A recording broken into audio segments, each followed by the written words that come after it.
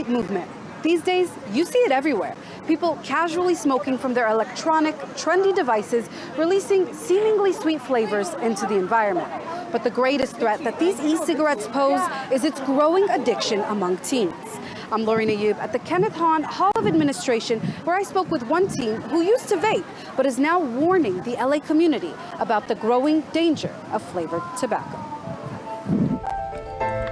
Caitlin and her friends are campaigning in downtown LA with the goal of getting the sale of flavored tobacco banned in Los Angeles. Caitlin, who is now in 11th grade, first tried vaping in junior high, and she says the sweet flavor was an appeal for her. It to be less accessible for us because we're getting hooked on these and it's not helping us in any way, and it's harming our brains, and it's creating a cycle that's really becoming hard to stop, and it's giving the new generation of kids like me something to become hooked on and addicted to. Speakers at the campaign kickoff displayed how small and discreet e-cigarette devices can be, making it easier for teens to hide while at school.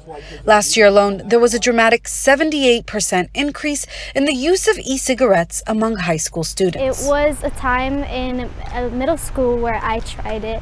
I was not hooked on it, but it did affect me a lot because it disappointed not only myself but my parents, and I think that from that situation I learned that how irresponsible it was. And according to Amanda Staples with the American Heart Association, the many flavor options in the vaping industry often causes teens to believe it is not as harmful as it seems. Studies have shown that nicotine exposure during youth and young adulthood can change the way the brain works, leading to addiction, increased impulsivity, and mood disorders. When used for people under the age of 18, so young people, students, middle schoolers, we're starting to see use it.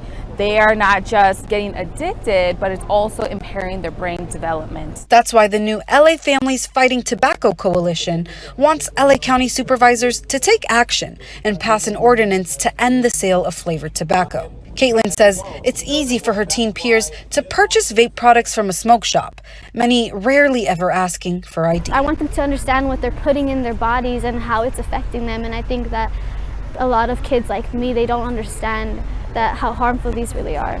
And since young e-cigarette users are more likely to become traditional smokers than other kids, Caitlin says she's fighting to protect her generation and the one to come. To stay up to date on the campaign to end the sale of flavored tobacco, you can visit fightflavortobaccola.org.